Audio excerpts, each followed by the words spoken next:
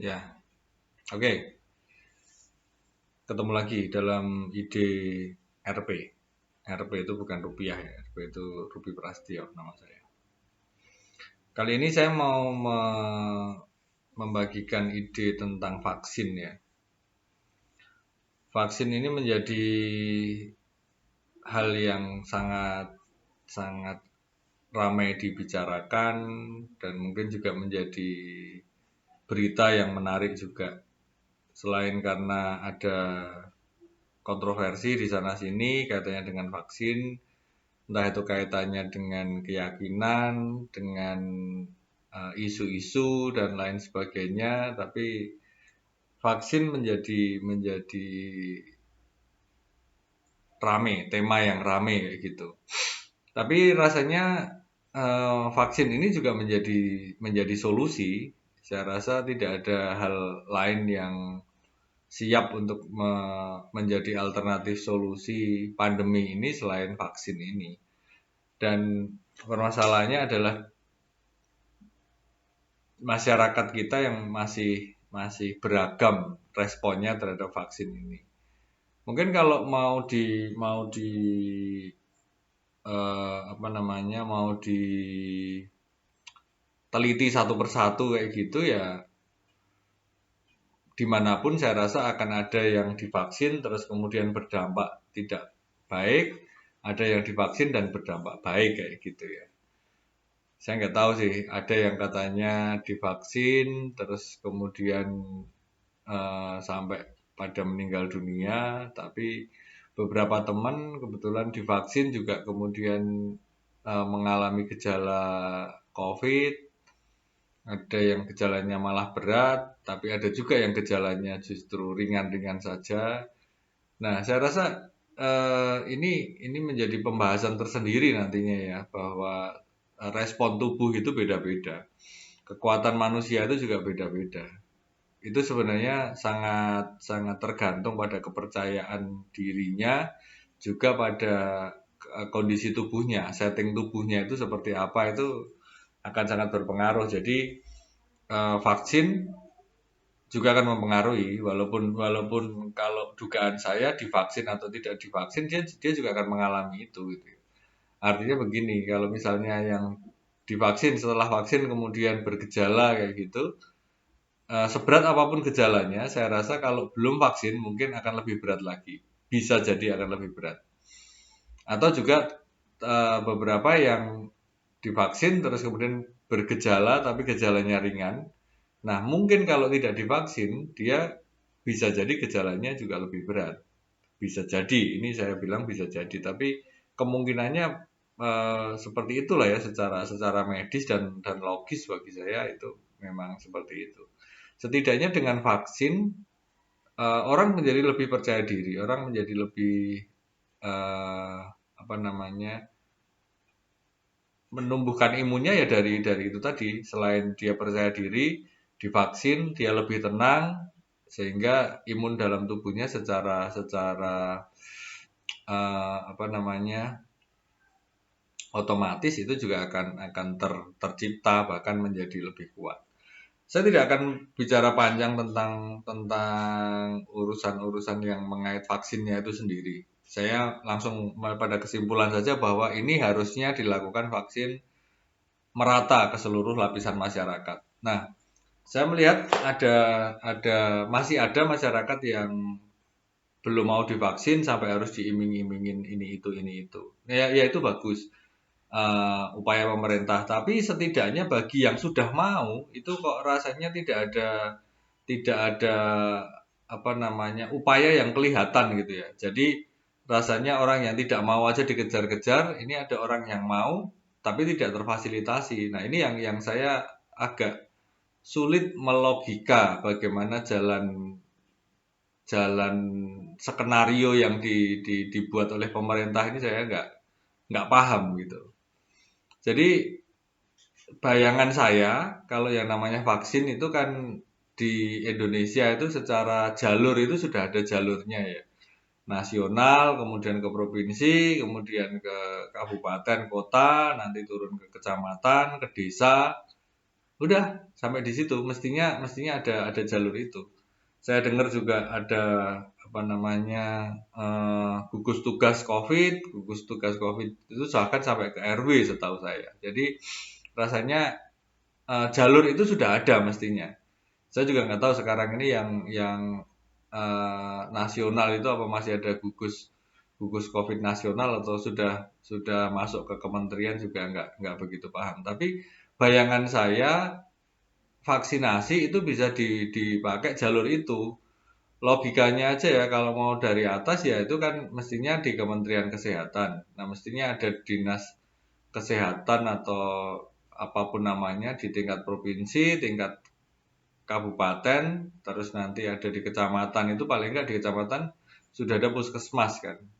Oke lah dikatakan itu tingkatan terendah, tapi nanti kan masih ada bidan desa setahu saya ya yang rutin juga melakukan apa namanya posyandu dan lain sebagainya itu. Jadi saya rasa sampai ke desa itu sudah ada jalur kesehatannya dan itu jalur yang sudah baku saya rasa. Dari situ saja logikanya nama-nama orang yang perlu divaksin, yang mau dan apa sudah saatnya divaksin, artinya yang awal-awal itu kan profesi-profesi tertentu ya, tenaga kesehatan, pengajar, orang-orang yang di pelayanan publik dan seterusnya. Terus kemudian setelah itu yang usia 60 tahun ke atas. Nah, saya rasa sampai ke 60 tahun ke atas ini sudah bagus ya. Di sekitar saya itu sudah bagus. Tapi kenapa kok tidak terus turun gitu? Turun artinya misalnya terus 50 tahun ke atas. Kan 60 tahun ke atas sudah semua, asumsinya sudah semua kecuali yang memang tidak bisa. Entah karena komorbid, entah karena alasan-alasan apa kan. Ya udah turun aja ke 50. Pakai jalur yang itu saja bayangan saya. Mestinya bisa sampai 50, nanti turun lagi 40, 30, 20 dan seterusnya toh secara secara apa namanya data itu bisa dihimpun lagi ya. Bisa dihimpun. Jadi jalurnya jalur itu. Bayangan saya kayak gitu. Terus kemudian kalau sudah itu jalan sebenarnya menurut saya enak sekali ya. Jadi misalnya orang yang di daerah situ artinya kebanyakan sebagian besar pasti akan terjangkau oleh vaksin itu. Umur 60 selesai, turun umur 50 selesai, 40 selesai, 30 kayak gitu ya. Misalnya dari pakai kelompok umur gitu saya rasa juga bisa. Nanti tergantung saja kan, tergantung artinya oh mungkin desa ini sudah sampai umur 40 tapi desa itu belum gitu ya nggak masalah menurut saya itu apakah mau di per desa ataukah mau pokoknya seluruh kecamatan itu selesai dulu atau seperti apa saya rasa itu bisa saja diatur. Nah, entah bagaimana kok selanjutnya bahkan saya sendiri ikutnya ini dari jalur kepolisian. Saya semakin bingung ini polisi waktu itu sehari 1 juta gitu ya. Ya logikanya bisa lah ya. Sehari 1 juta kita itu dari Sabang sampai Merauke dengan segala perhitungannya kalau mau itu bisa menurut saya. Dan itu bisa cepat. Cuman kan ada di beberapa tempat yang mau tapi nggak kebagian vaksin, ada beberapa yang ada vaksinnya orangnya nggak mau. Nah, menurut saya itu kan pendistribusian yang kurang pas ya. Saya nggak tahu ini jalurnya siapa ini, kementerian atau siapa, tapi polisi itu sampai turun tangan. Setahu saya sempat mendaftarkan istri di Polsek, di Koramil juga. Nah, TNI ini juga punya jalur vaksin gitu ya. Jadi ada TNI mungkin pakai jalurnya Kodam, Korem, Kodim mungkin gitu, terus Koramil sampai Babinsa atau apa itu namanya ya. Polisian juga mungkin sama dari Polri, Polda, Polres, Polsek, terus ada lagi Babin Kamtip atau apa itu. Nah, dari situ itu jalurnya itu kepake gitu. Nah, saya rasa kenapa ya? Apakah memang karena eh, apa namanya militer dan semi militer ini komandonya jelas sehingga justru lebih apa efektif penyebarannya sampai ke ujung-ujung situ Sedangkan yang di pemerintahan itu justru kacau-kacaunya karena apa? Presidennya partainya apa, gubernurnya partainya apa, nanti sampai ke bupatinya partainya apa itu sudah repot. Kenapa saya sampai ke situ? Karena saya membaca, mendengar ada parpol yang ngadain vaksinasi. Itu jalurnya dari mana? Saya juga bingung. Ada nanti vaksinasi didaftarkan berdasarkan nama tokoh partai tertentu juga. Nah, itu menurut saya itu nggak masuk akal sama sekali. Itu jalur yang ilegal ya rasanya ya. Jadi nggak saya bilang ilegal karena harusnya itu jalur negara bukan jalur parpol. Kalau parpol itu apa dia beli, saya rasa ya itu yang dibeli negara, tapi terus kemudian dibagikan oleh parpol gitu ya.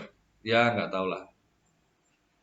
Saya malah mendoakan parpol-parpol yang kayak gitu itu nantinya eh, kalah di pemilihan umum atau gimana ya.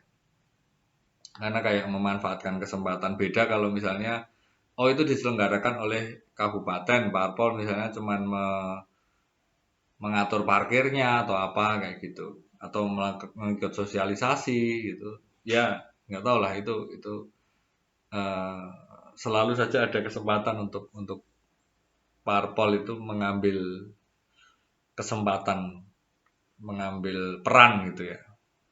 Ya tentu saja ini untuk masalah urusan kampanye nanti ujung-ujungnya. Nah, saya rasa permasalahan terbesar dari vaksin ini adalah sosialisasi. Sosialisasinya nggak pernah jelas. Dapat vaksin dari mana gitu ya. Mungkin kalau teman-teman di Jakarta mungkin akan lebih mudah ada vaksin, pusat vaksin di sana sini itu katanya mudah didapatkan dan tidak mempertimbangkan dari KTP mana dan seterusnya. Tapi di daerah kok rasanya ini masih jadi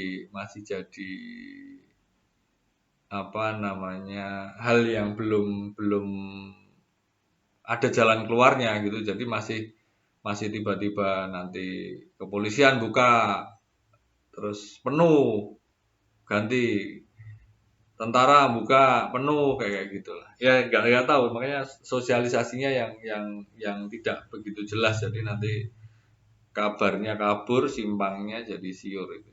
Nah, kemudian eh, sebenarnya dengan dunia sekarang teknologi digital itu bisa aja sih siapa yang mau vaksin diantrikan lewat aplikasi apapun sebenarnya kalau mau dibuat mau dibangun itu sangat bisa tapi saya nggak mau bicara itulah ya. Eh, itu mungkin nanti akan banyak banyak kendala, permasalahan lah, teknis maupun non teknis. Saya bilang secara ini aja lah, secara manual gitu ya, secara manual. Misalnya nih kepolisian atau tentara atau mungkin pemerintah daerah, kabupaten kayak gitu mempunyai mempunyai event vaksinasi menurut saya ya. Cari tempat yang representatif artinya gedung yang luas, besar, ada parkirannya luas juga. Nah, udah di situ, misalnya misalnya satu kota ada satu pusat gitu aja, menurut saya itu cukup kok.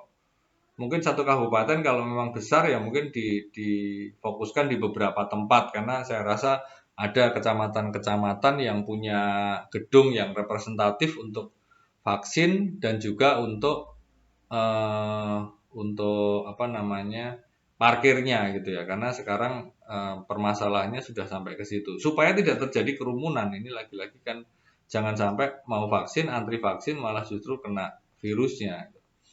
Nah kalau itu ada di gedung pertemuan yang punya parkiran besar kayak gitu nah mestinya disitulah bayangan saya ya ini kalau normal gitu kalau jalan pikirannya bener gitu bukan bener sih ya tapi sesuai dengan jalan pemikiran saya pemerintah pusat ke provinsi ke kabupaten gitu nah di kabupaten yang menyelenggarakan itu juga dinas kesehatan mungkin juga bupatinya ada terlibat nah polisi tentara itu yang mengamankan misalnya nih di satu tempat gedung olahraga atau gedung pertemuan di situ mau ada nih sehari 500 atau 1000 katakan ya 1000. Nah, 1000 itu kan ketahuan sebenarnya mau berapa jam, mau berapa waktu, berapa lama itu kan ketahuan. Jadi ya udah nanti dibuat dibuat antrian kayak gitu ya, dibuat antrian. Misalnya misalnya nanti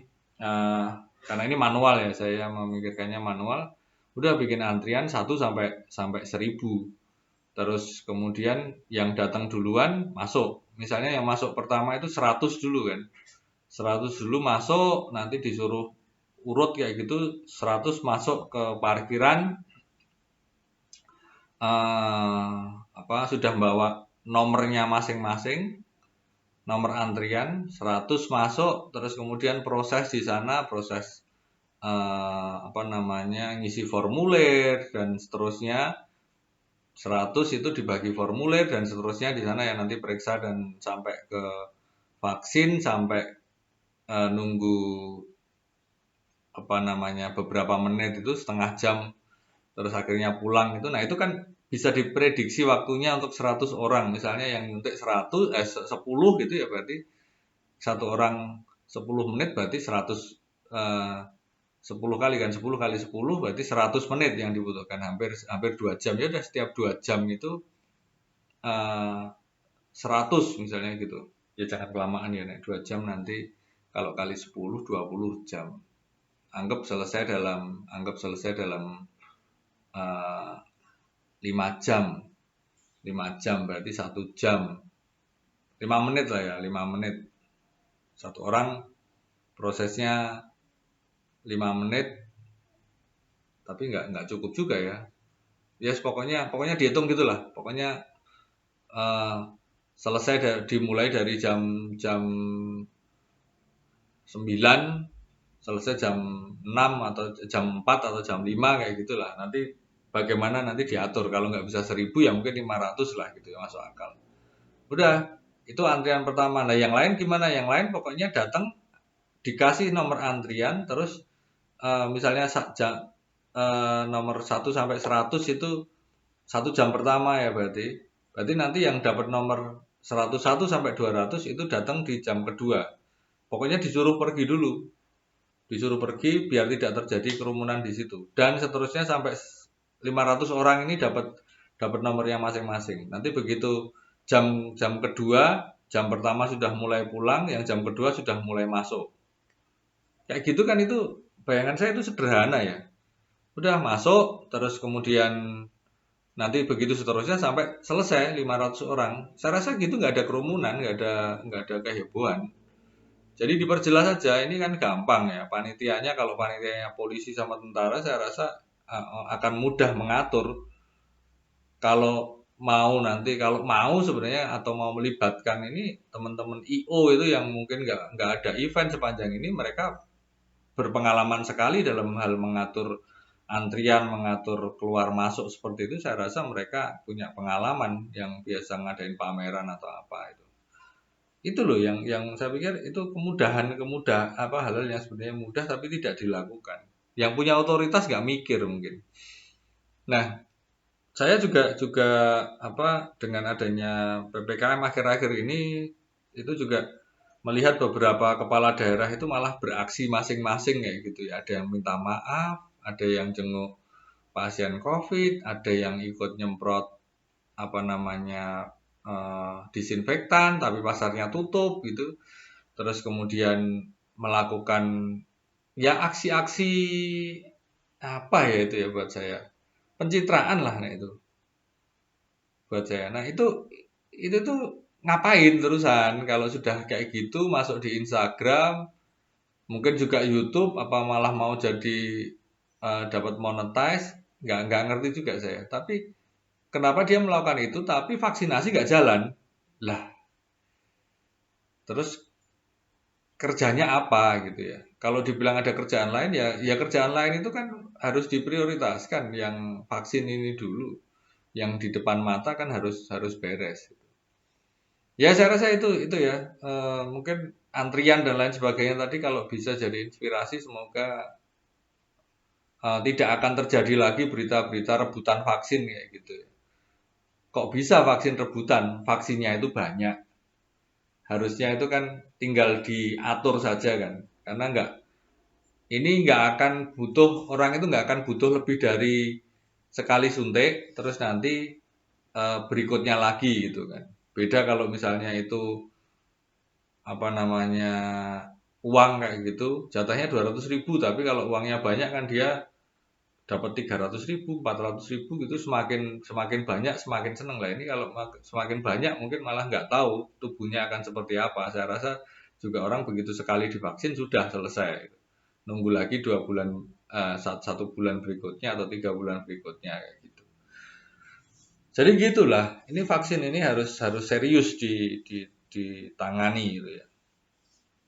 Ya saya rasa itu dulu. eh, Apa ini mungkin ya ide saya untuk bikin antrian itulah yang paling relevan disebut ide, yang lainnya mungkin lebih pada kritikan bagi yang punya otoritas, yang punya apa jalur tapi tidak melakukan apa-apa menurut saya. Begitu dari saya, mohon maaf kalau ada yang tidak berkenan, tapi saya rasa itu semua kenyataan. Jadi mari saling memperbaiki diri untuk lebih baik lagi. Terima kasih dari saya, sampai ketemu lagi nanti di Ide Ruby Prasetyo, IDRP, Ide Ruby. Terima kasih.